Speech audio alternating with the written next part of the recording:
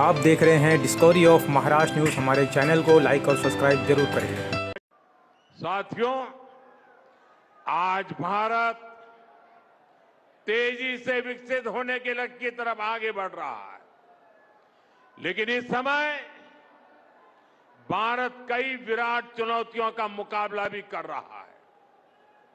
साथियों, कोरोना काल के दौरान ही दुनिया सप्लाई चेन के बहुत बड़े संकट से गिर गई थी। कोविड के बाद यूक्रेन में युद्ध शुरू हो गया, उसने दुनिया की परेशानियां और बढ़ा दी। फूड, फ्यूल, फर्टिलाइजर, इन तीनों चीजों पर गंभीर प्रभाव पड़ा। बीते 5-6 वर्षों में इस संकट से निपटने के लिए हमारी सरकार निरंतर प्रयास कर रही है। आपको याद होगा, उस समय और आज भी फर्टिलाइजर की एक बोरी दुनिया में 3-3 हजार रुपये में बिक रही थी। एक बोरी का 3,000 रुपया। कितना? आप बताएंगे एक बोरी का कितना? आंकड़ा नहीं, बोलिए मुंह से। 3,000 रुपया एक बोरी का। कितना? एक बोरी का कितना? एक बोरी का कितना? और भारत के किसानों को वही खाद की बोरी 300 से भी कम रुपये में दी जा रही है। 3,000 के सामने 300 रुपये में। सप्लाई चेन की इन मुश्किलों के बीच पिछले 2 महीने से हमारे पड़ोस में ही इतना बड़ा युद्ध चल रहा है। इसका असर पूरी दुनिया पर पड़ा है और भारत पर तो और भी गंभीर असर हुआ है। साथियों, भारत के पास बड़े बड़े तेल के कुएं नहीं है। हमें अपनी जरूरत का पेट्रोल, डीजल, गैस, ये सब बहुत बड़ी मात्रा में दुनिया के दूसरे देशों से, बाहर से मंगाना पड़ता है। युद्ध की वजह से पूरी दुनिया में पेट्रोल, डीजल, गैस और फर्टिलाइजर के दाम बहुत अधिक बढ़ चुके हैं, आसमान को भी पार कर गए हैं। अड़ोस पड़ोस में देशों में क्या हाल है वो तो अखबारों में आता है। भारत सरकार इस युद्ध के पिछले 2 महीनों से देशवासियों को इस संकट से बचाने के लिए लगातार प्रयास कर रही है। नागरिकों पर बोझ न पड़े, इसके लिए सरकार सारा बोझ सरकार खुद अपने कंधे पर उठा रही है। लेकिन साथियों, जब सप्लाई चेन पर संकट लगातार बना रहे तो हम कितने भी उपाय कर लें, मुश्किलें बढ़ती ही जाती है। इसलिए अब देश को सर्वोपरि रखते हुए, मां भारती को सर्वोपरि रखते हुए हमें एकजुट होकर के लड़ना होगा। हमें याद रखना है, देश के लिए मरना ही सिर्फ देशभक्ति नहीं होती है। देश के लिए जीना और देश के प्रति अपने कर्तव्यों को निभाना, वो भी देशभक्ति होती है। इसलिए वैश्विक संकट के इस समय में हमें कर्तव्यों को सर्वोपरि रखते हुए कुछ संकल्प लेने होंगे और उन संकल्पों को पूरे समर्पण भाव से पूरा करना होगा। जैसे एक बड़ा संकल्प है पेट्रोल डीजल का संयम से इस्तेमाल करना। साथियों, हमें पेट्रोल डीजल का उपयोग कम करना होगा। शहरों में जहां मेट्रो है वहां हम तय करें कि हम मेट्रो का ही उपयोग करेंगे, ज्यादा से ज्यादा मेट्रो में ही जाएंगे। अगर कार में ही जाना जरूरी है तो फिर कार पूल करने का प्रयास करें और भी लोगों को साथ बिठा ले। अगर हमें कहीं सामान भेजना हो तो कोशिश करनी है कि वह ज्यादा से ज्यादा रेलवे गुड्स के जो ट्रेन होती है रेलवे की सर्विसेज से भेजे, ताकि इलेक्ट्रिक रेलवे होने के कारण पेट्रोल डीजल की जरूरत नहीं पड़ती है। जिन लोगों के पास इलेक्ट्रिक व्हीकल है वो भी कोशिश करें कि इलेक्ट्रिक व्हीकल का ज्यादा से ज्यादा उपयोग करें। साथियों, हमने कोरोना के समय में वर्क फ्रॉम होम की, ऑनलाइन मीटिंग्स की, वीडियो कॉन्फ्रेंस की, ऐसी अनेक व्यवस्थाएं विकसित की और हमें आदत भी हो गई थी। आज समय की मांग ऐसी है कि उन व्यवस्थाओं को हम फिर से शुरू करें तो वो देश हित में होगा। Work from home, online conferences, virtual meetings, इनको हमें फिर से प्राथमिकता देनी है। साथियों, आज जो संकट है उसमें हमें विदेशी मुद्रा बचाने पर भी बहुत जोर देना होगा, क्योंकि दुनिया में पेट्रोल डीजल इतना ज्यादा महंगा हो गया है, पहले से कई गुना ज्यादा कीमतें बढ़ गई है। तो हम सबका दायित्व है कि पेट्रोल डीजल की खरीद पर जो विदेशी मुद्रा खर्च होती है, पेट्रोल डीजल बचाकर हमें वो मुद्रा भी बचानी है।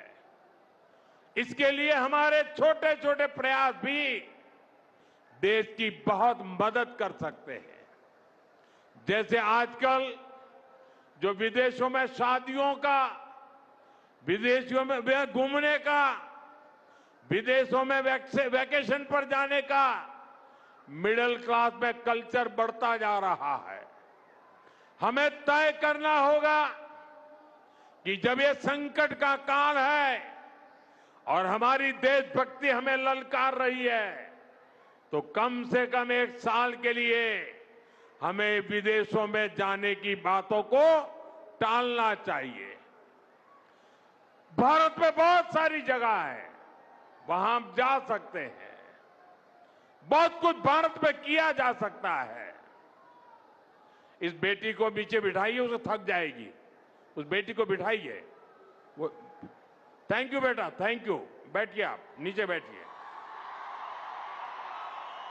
मैंने देख लिया बेटा, उसको देख लिया, अब आप बैठ जाइए। हाँ, इस छोटी बच्ची को क्यों परेशान करते हो भाई? इन बच्चों को बैठने दीजिए प्लीज। बच्चों को परेशान मत कीजिए जी। साथियों, हमें विदेशी मुद्रा बचाने के जो भी रास्ते हम लोग अपना सकते हैं, हमें बचाना होगा। साथियों, गोल्ड यानी सोने की खरीद एक और पहलू है जिसमें विदेशी मुद्रा बहुत अधिक खर्च होती है। एक जमाना था जब संकट आता था कोई युद्ध होता था तो लोग देश हित में सोना दान दे देते थे। आज दान की जरूरत नहीं है, लेकिन देश हित में हमको ये तय करना पड़ेगा कि साल भर तक घर में कोई भी फंक्शन हो, कोई भी कार्यक्रम हो, हम सोने के गहने नहीं खरीदेंगे, सोना नहीं खरीदेंगे। विदेशी मुद्रा बचाने के लिए हमारी देशभक्ति हमें चुनौती दे रही है और हमें इस चुनौती को स्वीकार करते हुए विदेशी मुद्रा को बचाना होगा। साथियों, ये समय एक और बड़े सबक का भी है। एक समय था जब हम कॉपर एक्सपोर्ट करते थे, लेकिन आज भारत के सामने स्थिति ऐसी बन गई कि अब हमें कॉपर को भी इंपोर्ट करना पड़ता है। हमारे देश में हड़तालें करवाकर कॉपर प्लांट्स को ठप करवा दिया गया और अब हालत ये हो गई कि हमें कॉपर बाहर से मंगाना पड़ता है और उसमें विदेशी मुद्रा खर्च होती है। इसलिए मैं ऐसे सभी श्रमिक समूह मजदूर संगठनों से भी कहूंगा कि हमें ऐसी बातों का जरूर ध्यान रखना चाहिए। भारत को आत्मनिर्भर बनने से जो भी कदम रोकते हैं उनमें हमें दूरी बनानी होगी और जो लोग ऐसी साजिशों में जुटे हैं उन पर भी कड़ी नजर रखनी होगी। मैं देश की अदालतों से भी आग्रह करूंगा कि ऐसी स्थिति आने पर देश हित में हमें कोई ना कोई रास्ता निकालने की तरफ बढ़ना चाहिए। साथियों, ऐसे ही खाने के तेल का भी है। इसके आयात के लिए भी बहुत बड़ी मात्रा में हमें विदेशी मुद्रा खर्च करनी पड़ती है। हर परिवार अगर खाने के तेल में खाने का तेल का जो उपयोग करता है, अगर वो कुछ कमी करे, मैंने बार बार कहा है 10% कम करो। अगर हम तेल खाना कम करें ना, तो भी वो देशभक्ति का बहुत बड़ा काम है। आप देश सेवा में योगदान दे सकते हैं और इससे देश सेवा भी होगी और देह सेवा भी होगी। इससे देश के खजाने का स्वास्थ्य भी सुधरेगा और परिवार के हर सदस्य का स्वास्थ्य भी अच्छा रहेगा। साथियों, विदेशी मुद्रा की खपत वाला एक और सेक्टर हमारी खेती है। हम बहुत बड़ी मात्रा में बाहर से केमिकल फर्टिलाइजर इंपोर्ट करते हैं। केमिकल फर्टिलाइजर खेती के कारण हमारी धरती मां को बहुत पीड़ा हो रही है। हमारे खेत बर्बाद हो रहे हैं। अगर आज हम अपने खेत को नहीं बचाएंगे तो भविष्य में फसलों पर भी खतरा आ जाएगा। इसलिए बहुत जरूरी है कि हम केमिकल फर्टिलाइजर की खपत 25%, 30%, 40%, 50% उसको घटाए, आधी कर दें और हम उसके साथ साथ नेचुरल फार्मिंग की तरफ बढ़े। हम फर्टिलाइजर का उपयोग कम करके विदेशी मुद्रा भी बचा सकते हैं और साथ साथ अपने खेत को बचा सकते हैं। हमारी ये धरती मां को बचा सकते हैं। और यह हमें करना ही होगा। आज वैश्विक संकटों से जो चुनौतियां आई है, हमें उन चुनौतियों को परास्त करना होगा। साथियों, भारत सरकार खेतों में डीजल पंप की जगह सोलर पंप की योजना चला रही है। हम खेतों में डीजल पंप की जगह सोलर पंप का उपयोग करने का जोर देना होगा। मैं कोविड काल में भी आग्रह करता था कि हम स्थानीय चीजें खरीदें, वोकल फॉर लोकल के मंत्र को लेकर चले। हम मेड इन इंडिया चीजें खरीदकर भी विदेशी मुद्रा बचा सकते हैं और हमारे देश में स्थानीय उत्पादन की कोई कमी नहीं है। चाहे जूते हो, पर्स हो, बैग हो, हमें स्वदेशी पर बल देना चाहिए।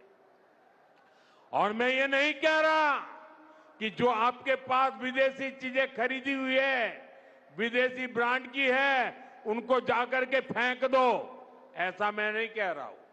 लेकिन मेरा आग्रह है कि नए विदेशी प्रोडक्ट हमें नहीं खरीदने चाहिए। और वाकई हमें कई बार अंदाजा तक नहीं होता कि रोजमर्रा की कितनी सारी चीजें विदेशी है जो हम ऐसे ही यूज कर रहे हैं।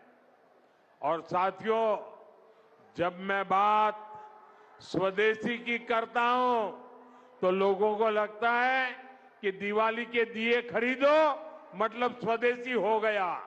ये तो भ्रम फैलाने वाली बातें हैं। इससे सफलता नहीं मिलती है।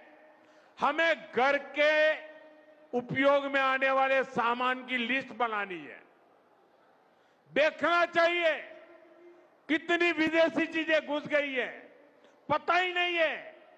कैंची हो, कंघी हो, छोटी छोटी चीजें, टूथपिन, टूथब्रश, कितना सारा सामान विदेश से हमारे घर में घुस गया है।